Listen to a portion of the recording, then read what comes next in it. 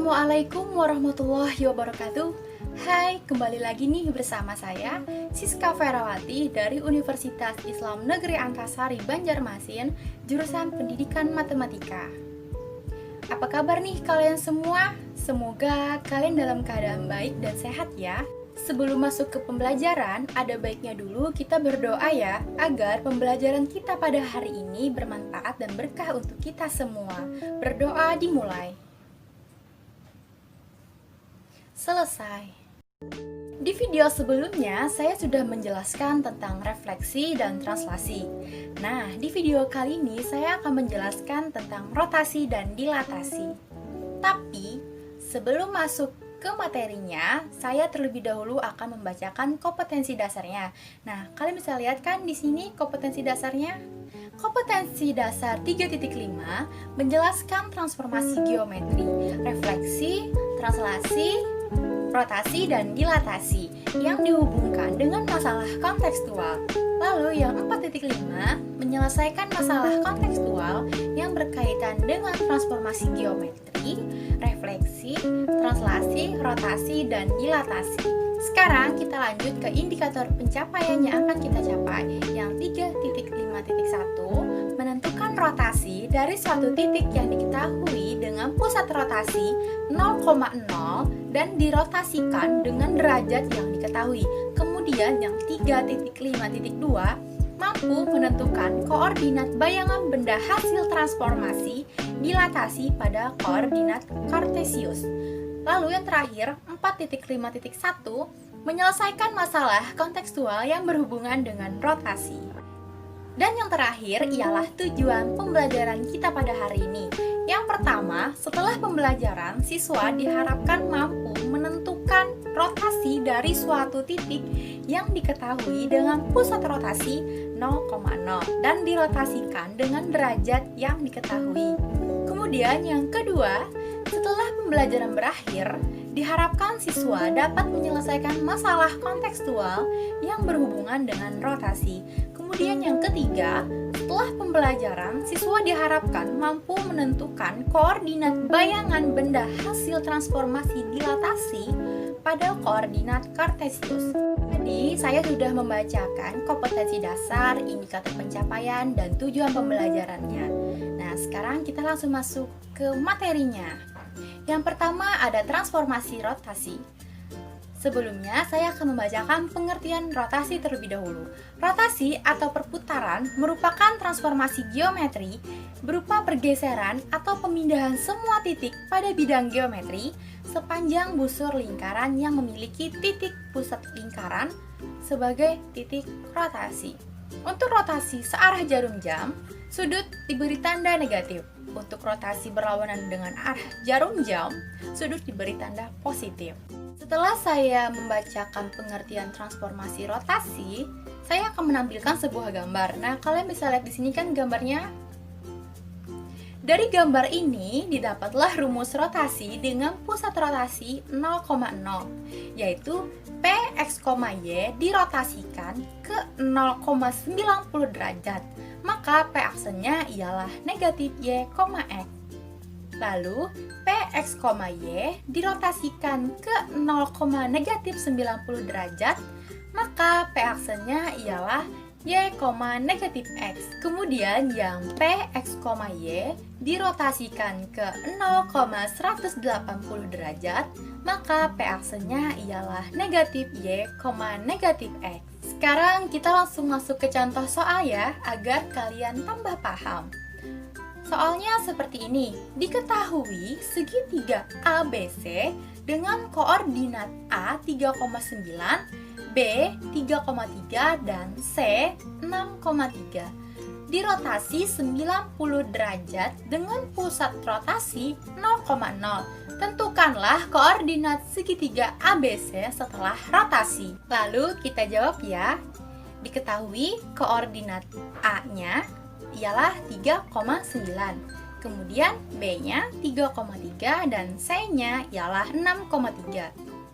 Dirotasi 90 derajat dengan pusat rotasi 0,0. Lalu ditanyanya ialah koordinat segitiga ABC setelah rotasi.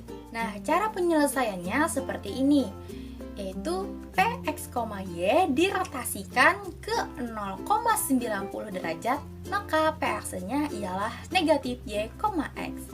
Kenapa kita mengambil 90 derajat? Karena di perintah soalnya tadi dirotasi 90 derajat. Maka dari itu kita mengambil rumus yang dirotasikan ke 0,90 derajat. Sekarang kita masukkan ya ke rumus titiknya. Yang pertama A 3,9 dirotasikan ke 0,90 derajat. Maka P-aksenya ialah negatif 9,3. Lalu yang B-aksenya 3,3 dirotasikan ke 0,90 derajat. Maka P-aksenya ialah negatif 3,3. Dan yang terakhir, yang C 6,3 dirotasikan ke 0,90 derajat. Maka P-aksenya ialah negatif 3,6. Jadi, koordinat segitiga ABC setelah dirotasi adalah A-aksenya negatif 9,3, B-aksenya negatif 3,3, dan C-aksenya ialah negatif 3,6. Setelah saya menjelaskan transformasi rotasi, sekarang kita lanjut ya ke transformasi dilatasi. Yang pertama, saya akan membacakan terlebih dahulu pengertian dilatasi ya. Dilatasi atau perkalian adalah suatu transformasi yang memindahkan suatu titik pada bangun geometri yang bergantung pada titik pusat dilatasi dan faktor skala dilatasi. Akibatnya, bayangan dari bangun geometri yang didilatasi berubah ukurannya menjadi membesar atau mengecil. Adapun yang B-nya ialah koordinat bayangan hasil dilatasi. Yang pertama, rumus dilatasi dengan pusat dilatasi 0,0 dan faktor skala K adalah P A, B, maka P-aksenya ialah KA, KB. Nah, itu tadi ialah rumus dilatasi dengan pusat dilatasi 0,0. Contohnya seperti ini. Diketahui segitiga ABC dengan titik sudut masing-masing A 1,3, B 2,3, dan C 2,1. Gambar segitiga ABC dan bayangannya setelah didilatasi dengan faktor skala 3 dengan pusat dilatasi titik awal. Lalu kita jawab ya, yaitu titik sudut ABC A 1,3, maka 3x,3y nya ialah 3 dikali 1, 3 dikali 3. Kemudian titik sudut A aksenya ialah 3,9. Lalu yang titik B 2,3, 3x,3y nya ialah 3 dikali 2, 3 dikali 3. Sehingga B aksenya ialah 6,9. Lalu yang terakhir, titik C-nya ialah 2,1. Maka 3x,3y nya adalah 3 dikali 2, 3 dikali 1. Dan titik sudut C aksenya ialah 6,3. Nah, ini adalah gambar dari segitiga ABC dan bayangannya setelah didilatasi. Sekarang kita masuk ke rumus yang kedua. Rumus dilatasi dengan pusat P, Q, dan faktor skala K adalah P, A, B, maka P aksen P ditambah K dalam kurung A dikurang P, Q ditambah K dalam kurung B dikurang Q. Di sini saya akan memberikan contohnya. Nah, contohnya seperti ini. Tentukan bayangan titik A 5,6 yang dilatasi dengan pusat P 1,3 dan faktor skala 2. Cara menjawabnya seperti ini. Kita cari terlebih dahulu X aksennya sama dengan P ditambah K dalam kurung A dikurang P sama dengan P-nya tadi ialah 1 tambah 2 dan A-nya ialah 5 dikurang 1 sehingga 1 1 ditambah 8 sama dengan 9. Lalu yang Y aksennya sama dengan Q ditambah K dalam kurung B dikurang Q. Sama dengan Q-nya tadi ialah 3. Lalu ditambah 2 dalam kurung 6 dikurang 3. Sama dengan 3 ditambah 6 dan hasilnya ialah 9. Jadi bayangannya adalah 9,9. Terakhir saya akan memberikan contoh soal kontekstual, tapi saya hanya memberikan contoh soal kontekstual dari rotasi.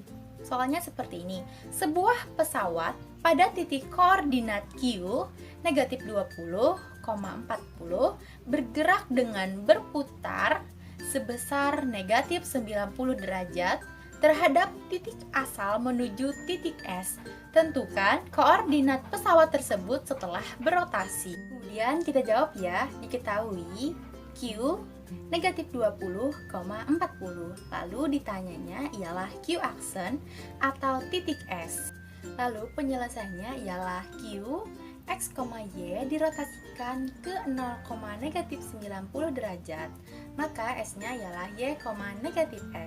Kenapa saya mengambil yang negatif 90 derajat? Karena perintah soalnya tadi ialah dirotasikan ke negatif 90 derajat, sehingga titik Q-nya ialah negatif 20,40 dirotasikan ke 0,-90 derajat, sehingga S-nya ialah 40,20.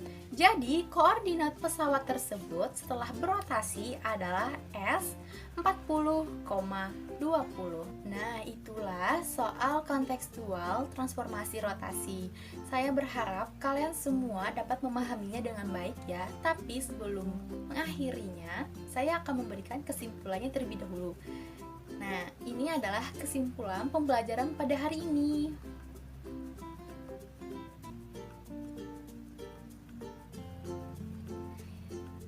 Jadi, berakhirlah pembelajaran kita pada hari ini ya. Apabila ada salah dan hilaf dalam perkataan, mohon dimaafkan. Wabillahi taufiq wal hidayah. Assalamualaikum warahmatullahi wabarakatuh.